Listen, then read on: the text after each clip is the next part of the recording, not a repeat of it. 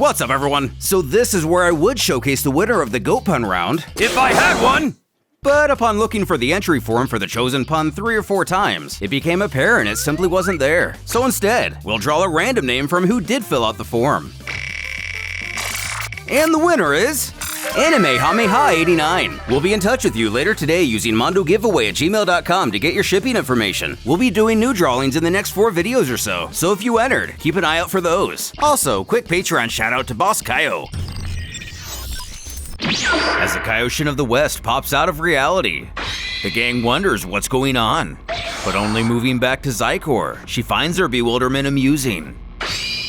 Done with talking in circles, Vegeta demands they cease the gibberish at once, and shouts they explain their objective in coming to Earth. Xicor assumed the answer to this was obvious, but states it's a simple one nonetheless. He is the heir to Son Goku, the most powerful warrior in the universe, so it's his own rightful designation to rule this place. Though Gohan believes there must be some kind of confusion here, as Goku was strong, but never attempted or so much as desired to rule the universe, and nobody else here plans on doing so either.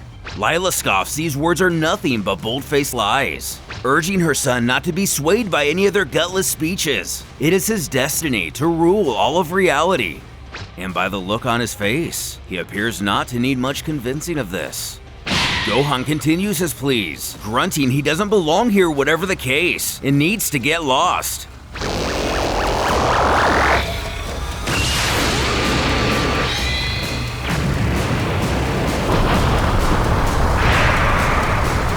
Without a second thought, he obliterates a giant portion of Earth's surface, killing countless amounts of people.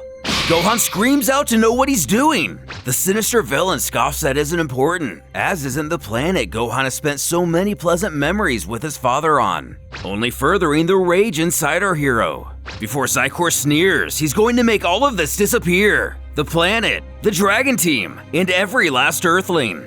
Right as he's about to go off, Vegeta steps forward. Grinning, this talk about Kakarot being the strongest has gone on long enough, as that hasn't been the case for quite some time now. Calling for Vegeta to wait, Xicor leans back smiling. So this is the Saiyan Prince.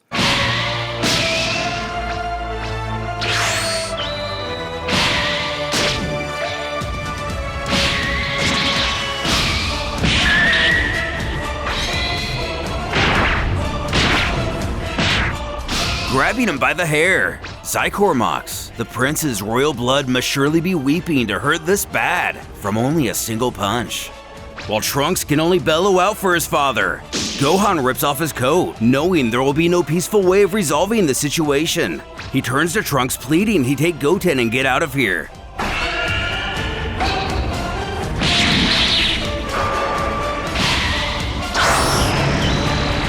Declaring this will be the end of Vegeta and the Earth alike.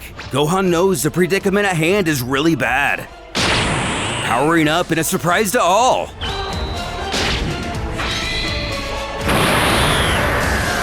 Somehow, Gohan himself has unlocked the Super Saiyan 4 transformation.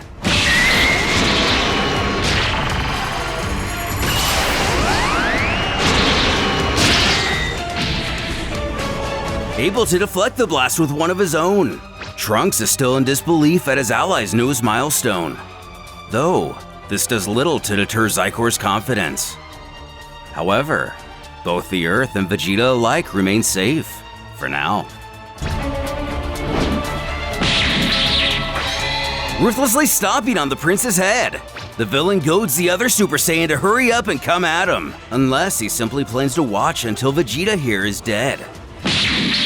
Continuing this merciless, sadistic display, our hero only yells out for him to stop, as someone much more compromised doesn't plan to merely sit around. Trunks! Stop it!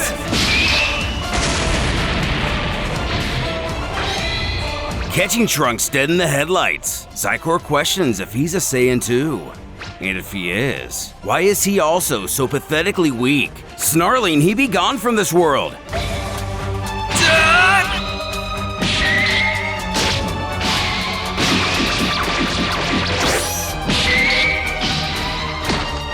As he wipes his face, The ruthless monster scoffs to Gohan. He's finally chosen to join the fight. Barking, he come and get it. He gets to die today too.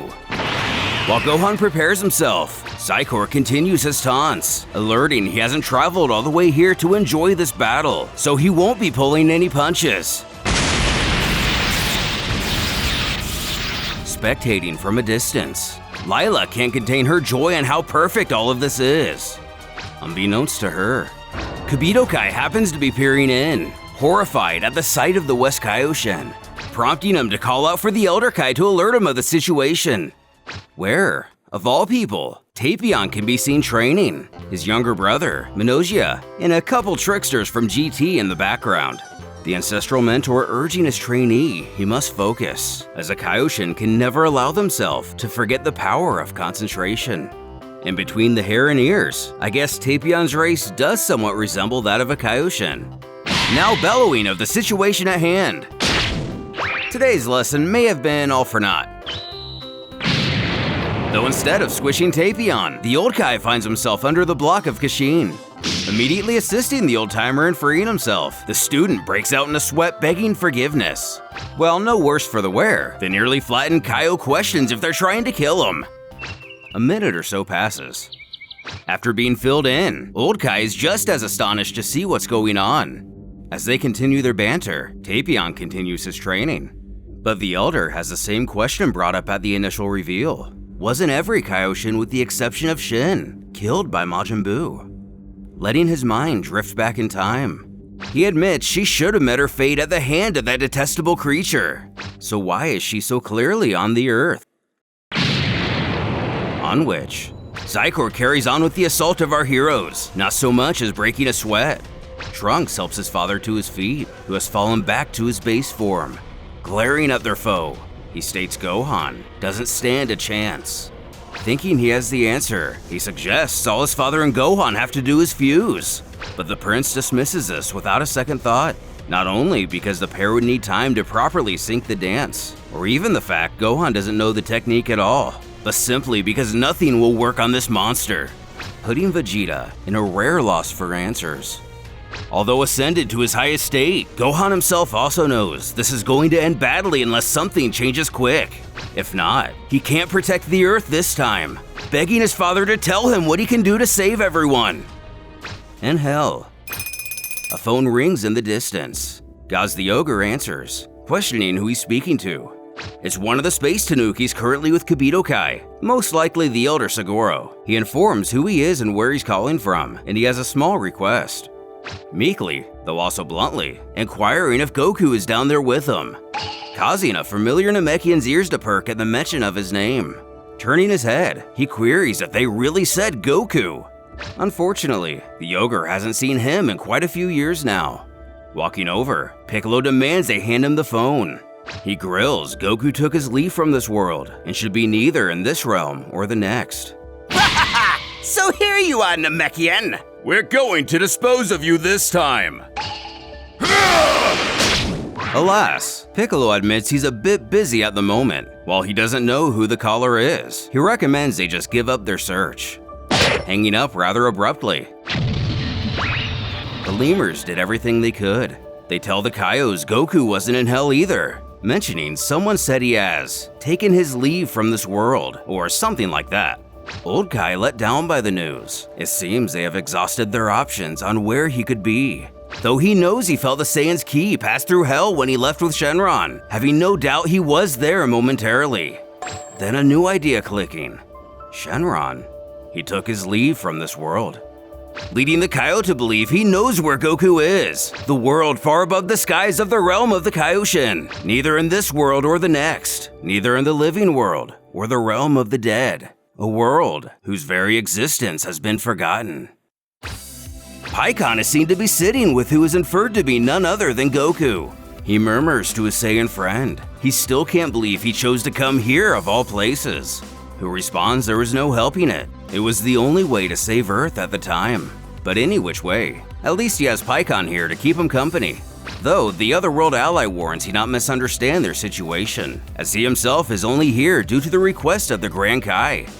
Giving his fingers a crack, Goku sighs he's merely happy to have himself a training partner, urging they get started on some sparring, shouting he bring it. Pikkon assures he won't simply be beaten over and over again.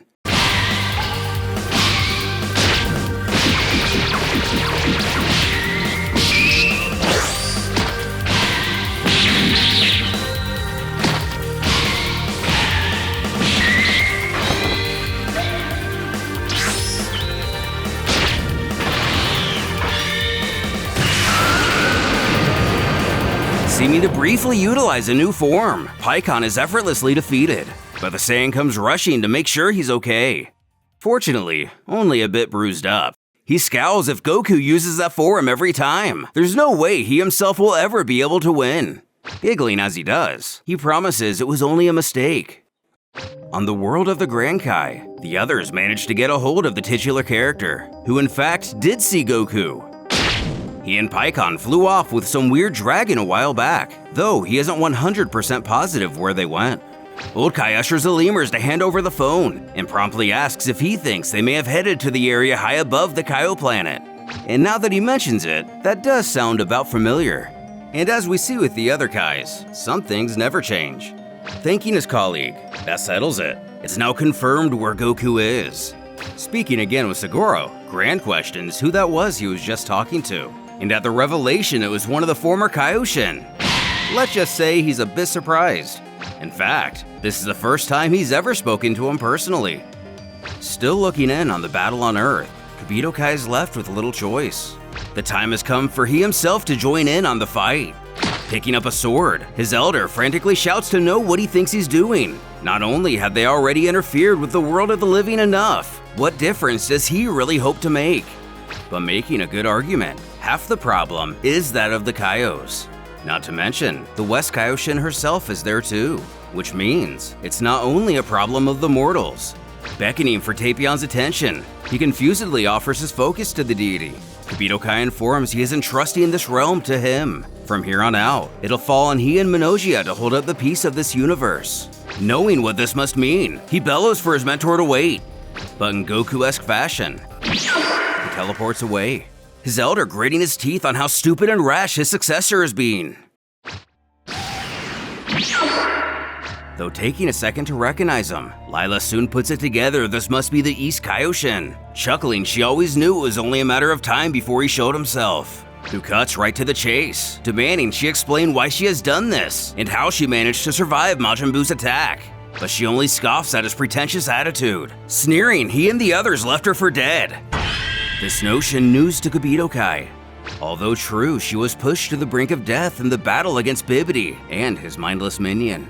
The pair's overconfidence led to her survival, but after the planet was destroyed, she was left to float in the emptiness of space for eons, countless years alone in a frozen void, waiting for rescue from her so-called Kaioshin family, who never came to save her.